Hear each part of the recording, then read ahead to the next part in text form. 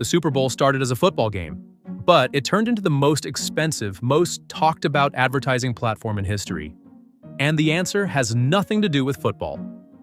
In 1967, the first Super Bowl was barely a spectacle at all.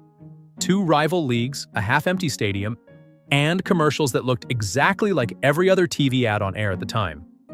30 seconds cost about $37,000. Adjusted for inflation, that's still cheap by modern standards. Nobody tuned in for the ads. Nobody talked about them the next day. And nobody thought they mattered. But buried inside that early broadcast was something advertisers would eventually realize was incredibly rare.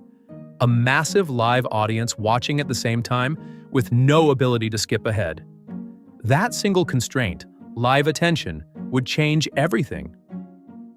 For most of television history, ads were interruptions. You waited for the show to come back. But the Super Bowl quietly broke that rule. It wasn't just watched live, it was watched together. Family and friends, parties, bars, offices. Everyone saw the same moments at the same time. That created something ads almost never get: shared cultural memory. When a commercial aired during a regular show, maybe you saw it. Maybe your neighbor saw it, but you didn't talk about it. There was no water cooler moment, no collective experience. The Super Bowl gave advertisers something different: guaranteed synchronicity. 100 million people all watching the same 30 seconds, all at once. In the 1960s, NFL Commissioner Pete Rozelle recognized what others missed. The league's real product wasn't football. It was attention. Synchronized, concentrated, and increasingly scarce.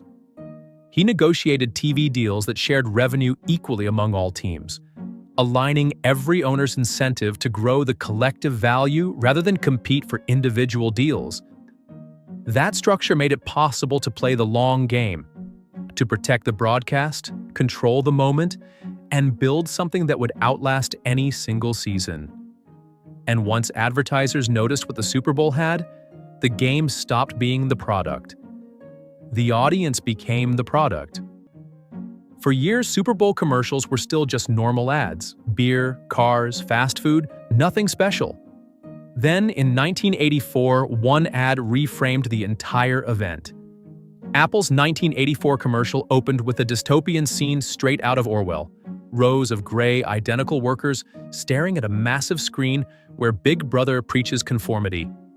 Then, a woman in bright athletic gear sprints down the aisle and hurls a sledgehammer at the screen, shattering it in an explosion of light. A voice. On January 24th, Apple Computer will introduce Macintosh, and you'll see why 1984 won't be like 1984. That was it. No product features, no price, barely even showed the computer. But everyone remembered it. It didn't sell the Macintosh, it sold an idea. Rebellion, individuality, the sense that you were part of something bigger than a transaction. Apple treated the Super Bowl not like ad inventory, but like a movie premiere. And more importantly, people talked about it after the game. Offices, parties, newspapers ran stories analyzing it. That was the unlock. Apple proved that during the Super Bowl, brands weren't punished for being ads. They were rewarded for being stories. The value wasn't the 30 seconds on television. The value was the conversation that followed.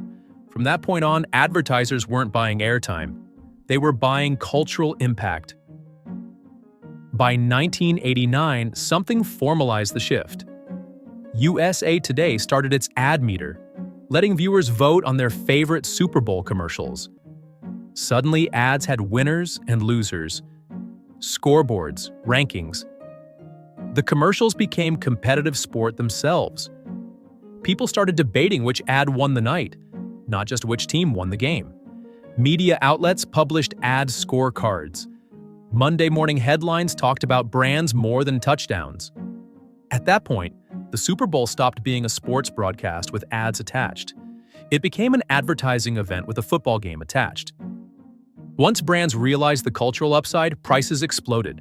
30-second spots crossed $1 million, then 2, then 4, now 8 to 10 million.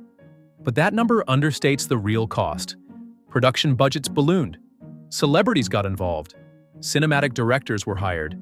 Entire marketing teams spent months crafting a single message. A Super Bowl ad stopped being an ad. It became a flagship brand statement, the most expensive and most visible thing many companies do all year.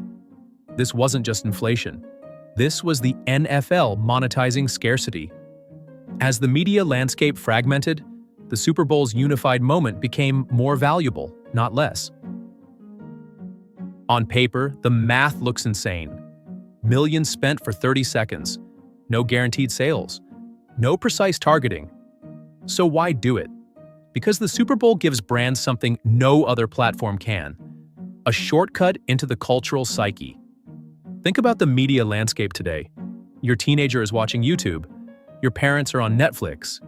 Everyone is consuming different content at different times. There's no shared cultural reference point anymore. Except for the Super Bowl. It's one of the few times left where multiple generations gather in the same room. Grandparents, parents, kids, all watching together. They're at a party, they're relaxed, they're receptive. That's the environment where a 30-second ad can actually land. And days later, sometimes months later, you can reference a Super Bowl ad and people know exactly what you're talking about. Remember the Budweiser Clydesdales? Puppy Monkey Baby? That shared reference point doesn't exist anywhere else. The brands that fail treat the Super Bowl like performance marketing. The brands that win treat it like territory defense. Every other advertising platform competes on scale, targeting, or efficiency. The Super Bowl competes on attention compression. Once a year, over 100 million people voluntarily sit through commercials. Not because they have to, but because they want to see what brands do next. That's almost unheard of. No skipping, no scrolling, no background noise, just a locked-in audience waiting to be entertained. That flips the incentive structure. Brands are no longer punished for being visible. They're punished for being boring. Modern Super Bowl ads aren't built to sell immediately. They're built to signal, this is who we are. This is what we stand for. This is how we want to be remembered. That's why humor dominates. That's why emotion dominates. That's why storytelling wins. The ad isn't the endpoint, it's the ignition. Successful ads generate coverage, social media reactions, and viral clips that multiply reach far beyond the broadcast. What was once a 30-second moment now stretches into a multi-week campaign. The Super Bowl becomes the centerpiece of a much larger strategy. Now, here's the strategic defense most people don't realize. The Super Bowl isn't broadcast by all the networks at once. Only one network airs it each year, and they control all the ad inventory. For decades, CBS, Fox, and NBC rotated the broadcast. Then, in 2024, the NFL expanded it to a 4-year cycle, bringing ABC back into the rotation. When it's NBC's turn, only NBC sells Super Bowl ads. CBS, Fox, and ABC can't compete. And on the 3 years they don't have the game, they quietly step aside. No new programming, no serious competition, just reruns and marathons, while 127 million people watch elsewhere. The networks that typically fight for every rating point have agreed to an unspoken truce. Don't counter-program the Super Bowl because you'll get your turn soon enough. It's a cartel masquerading as a rotation. Each network pays over $2 billion annually for NFL rights, and the Super Bowl is their payday. The rotation ensures everyone gets their cut and nobody sabotages the system. This isn't just market dominance, it's ecosystem control.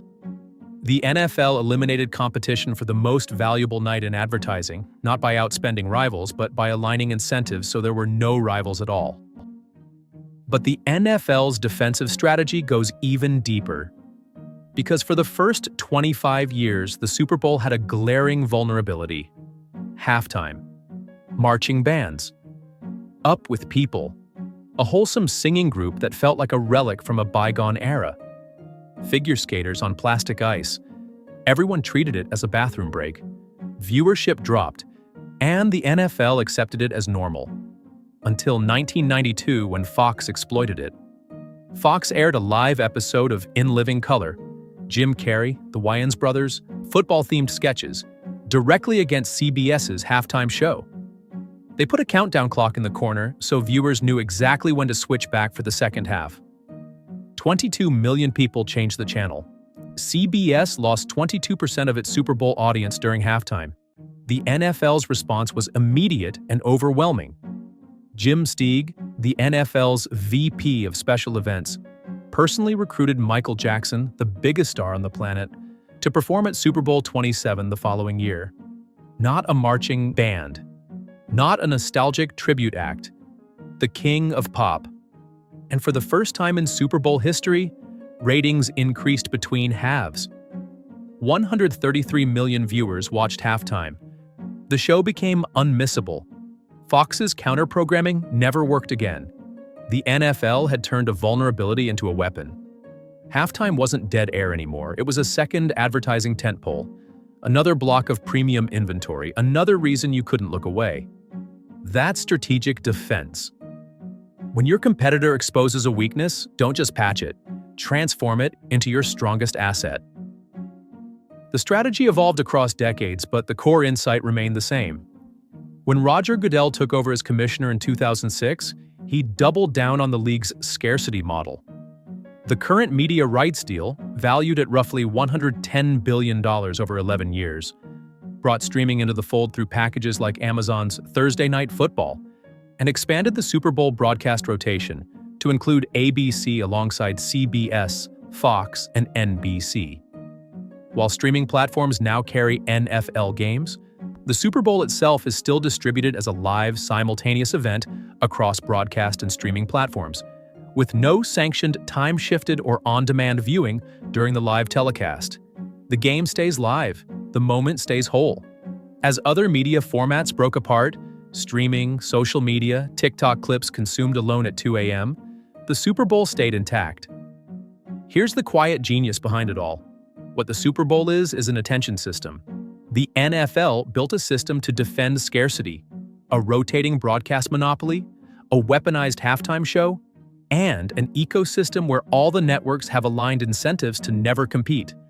They didn't just recognize that synchronized attention was valuable, they protected it like a strategic asset. And as that asset became scarcer everywhere else, the Super Bowl's value compounded. Every year, someone asks the same question. Is this the year Super Bowl ads stop being worth it? And every year, brands line up again.